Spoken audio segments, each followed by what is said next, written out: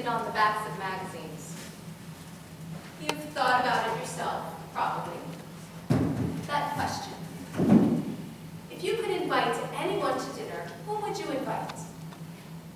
What 5 people would you invite to dinner if you could? The list is usually amazing, spectacular people, full of wisdom, truth, and insight, remarkable people. Martin Luther King Jr., Mother Teresa, Gandhi, John Bon Jovi,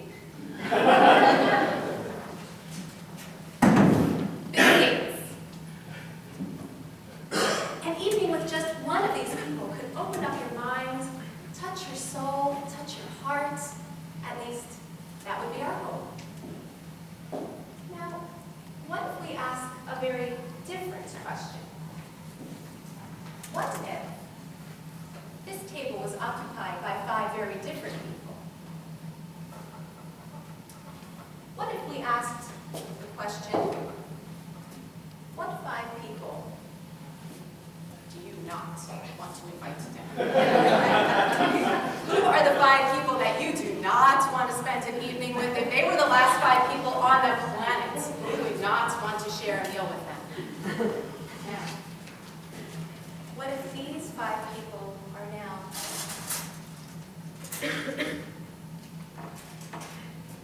the first 5 people to the table?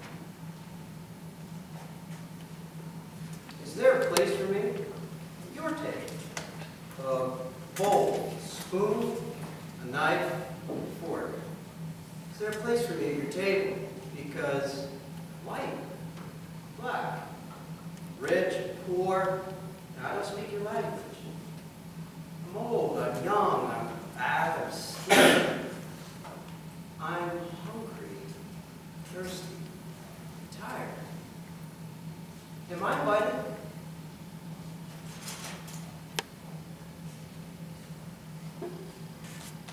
You are that person. I see your crimes, your violence, your face on the TV and the newspaper, what you did to that child. What kind of person would do that? I don't even know you, and I don't want to know you. I'd rather see you go hungry than feed you. Why would I invite you to my table?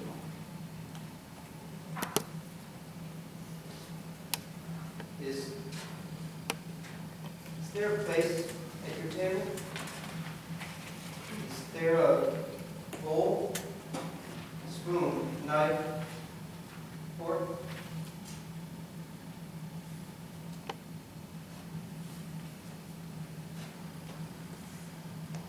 You tell me that because of the color of my skin, I can never understand. I will never comprehend your experience because of my history, because of my background. I'm incapable. But no matter what I do, it's not enough in your eyes. I don't get it. No, I'm not responsible for what happened a lifetime ago. I wasn't there. I'm not like you. I'm different. I make you mad. I make you sad. I make you cry. I make you laugh. But you don't like me. Am I invited?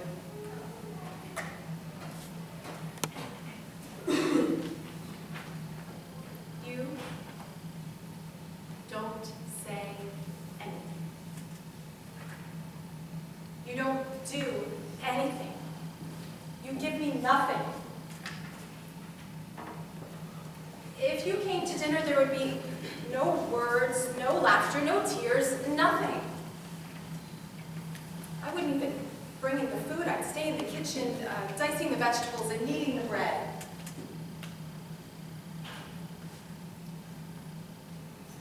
Why won't you answer me?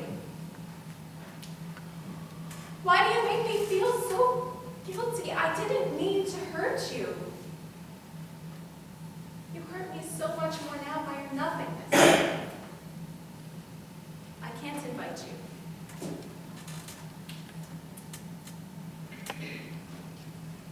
Is there a bowl, a spoon, a knife, a fork? Is there a place for me at your table? You are prettier than me. I'll never look like you. You're smarter than me. You're in better shape than me. You're better than me. You throw a better dinner party than I ever will, and your pound cake. So much more velvety and delicious than mine will ever be.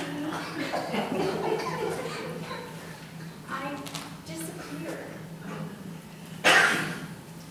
I shrink when I'm with you. I can't see me. You're so much bigger, beautiful, and just so much brighter than I'll ever be. At my table, there is just no room for you. You're scared that I'll burn.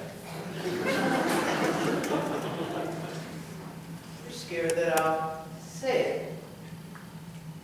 That thing that we can't say. That thing that you don't want anyone talking about at the dinner table. The elephant in the middle of the room. You know, big, fat, pink elephant in the middle of the table, sitting there on my dinner plate, messing up the flowers. It spit on the wine. I'm drunk.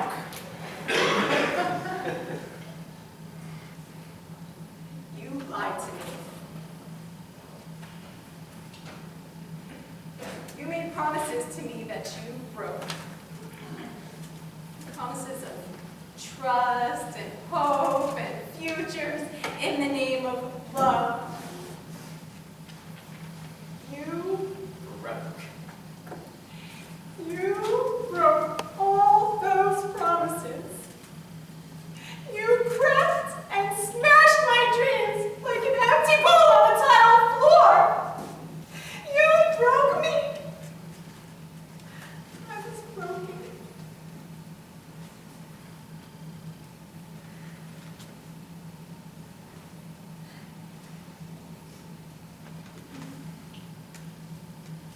Not anymore. How can I invite you to my table? I can't feed you. I'm not going to give you a sip of water, no matter how thirsty you are. I am not going to give you a bowl of rice, no matter how hungry you are. I'm not going to. I'm not. I don't want your food. I don't want your pity, your hospitality, or your kindness. I want your friendship. Can I have that for dinner? Can you sit for an appetizer? Can you listen? Can you forgive me?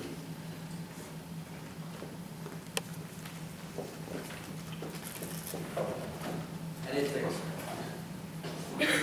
What? Did you say something? How can I make room at my table? Is there a place for me? Is there a place for me? How can I forgive you? Is there a place for me? Is there a place for me? How can I feed you? My heart isn't big enough. My love isn't deep or wide enough. Is there a place for me? Is there a place for me?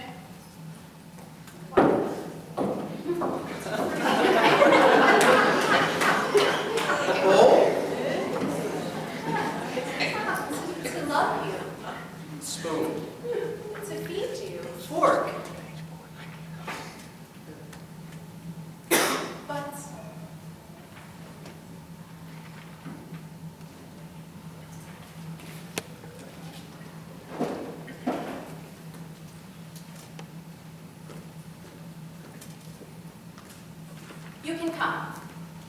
Is there a place for me? Is there a place for me? I'll invite you. RSVP, please.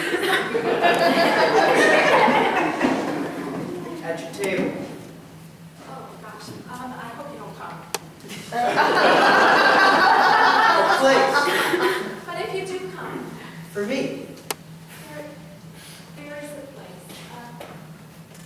A bowl, a spoon, a fork. Place. A place.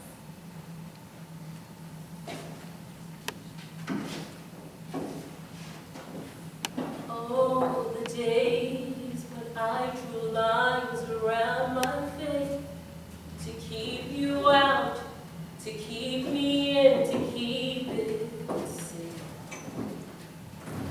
And oh, the sense of my own self-entitlement to say who's wrong and won't belong and cannot stay. Somebody somewhere decided we'd be better off divided. And even though the damage has been done, he says, come.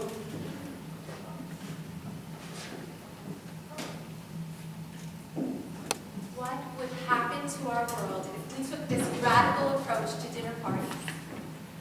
If we invited that person that we just can't forgive or love? Love is just love when it's just returned. We'd all be in big trouble if that were true. Love is really alive and kicking when it's not that. When it's an invitation to a dinner when we don't even really deserve to be there. When we're not expected to bring the hostess gift or a bottle of wine or the dessert. Come as you are. Who you are. Where you are. You are welcome. Oh, how I want so much to love as deeply and as wildly as Jesus did. Until I do, I may never understand what he teaches me about love, about forgiveness, about invitations. There is room enough for all of us. Please come, and the arms are open wide enough. Please come, and the parts are never greater than the sum. This is the heart of the one who stands before an open door and bids us come. Come from the best of humanity. Come from the depths of depravity. Come now and see why we need every different beat on the same string. Come, there is room enough for all of us. Please come, and the arms are open wide enough. Please come, and our parts are never greater than the sum. This is the heart of the one who stands before an open door and bids us come, and bids us come, and bids us